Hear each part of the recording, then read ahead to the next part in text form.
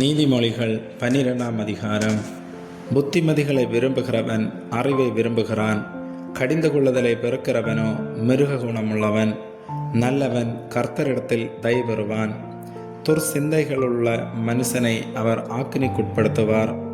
துன்மார்க்கத்தினால் மனுஷன் நிலைவரப்படான். நீதிமான்களுடைய வேரோ அசையாது. குணசாலியான ஸ்திரீ தன் புருஷனுக்கு கிரீடமாயிருக்கிறாள். லெச்சை உண்டு பண்ணுகிறவளோ அவனுக்கு எலும்புருக்கியாயிருக்கிறாள். நீதிமான்களுடைய நினைவுகள் நியாயமானவைகள், துன்மார்க்கருடைய ஆலோசனைகளோ சூதானவைகள்.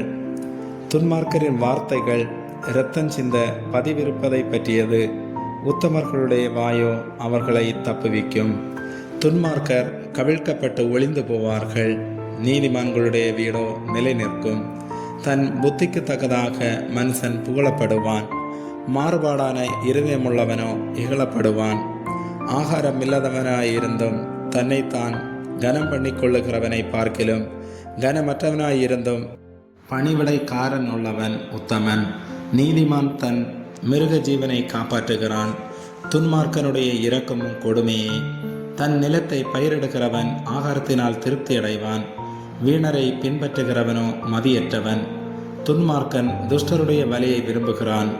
நீதிமானுடைய வேர் கனி கொடுக்கும். துன்மார்க்கனுக்கு அவன் உதடுகளின் துரோகமே கண்ணி. நீதிமானோ நெருக்கத்தினின்று நீங்குவான். அவனவன் தன் தன் வாயின் பலனால் திருப்தி அடைவான். அவனவன் கை கிரியின் பலனுக்கு தக்கதாக அவனவனுக்கு கிடைக்கும். மதியனுடைய வழி அவன் பார்வைக்கு செம்மையாயிருக்கும். ஆலோசனைக்கு செவி கொடுக்கிறவனோ ஞானமுள்ளவன்.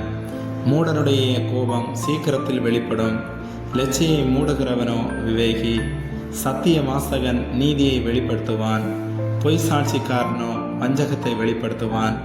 பட்டய குத்துகள் போல் பேசுகிறவர்களும் உண்டு. ஞானம் உள்ளவர்களுடைய நாவோ ஔஷதம். சத்திய உதடு என்றும் நிலைத்திருக்கும். பொய் நாவோ ஒரு நிமிஷம் மாத்திரம் இருக்கும்.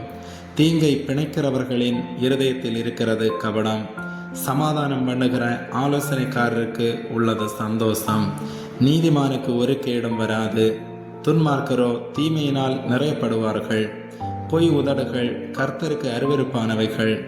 உண்மையாய் நடக்கிறவர்களோ அவருக்கு பிரியம். விவேகம் உள்ள மனுஷன் அறிவை அடக்கி வைக்கிறான். மூடருடைய இருதயமோ மதியினத்தை பிரசித்தப்படுத்தும். ஜாக்கிரதை உள்ளவர்களுடைய கை ஆளுகை செய்யும். சோம்பேறியோ பகுதி கட்டுவான். மனுஷனுடைய இருதயத்தில் உள்ள கவலை அதை ஒடுக்கும். நல் வார்த்தையோ அதை மகிழ்ச்சியாக்கும். நீதிமான் தன் அயலானை பார்க்கிலும் மேன்மையுள்ளவன். துன்மார்க்கருடைய வழியோ அவர்களை மோசப்படுத்தும். சோம்பேறி தான் வேட்டையாடி பிடித்ததை சமைப்பதில்லை. ஜாக்கிரதை உள்ளவனுடைய பொருளோ அருமையானது. நீதியின் பாதையில் ஜீவன் உண்டு. அந்த பாதையில் மரணம் இல்லை.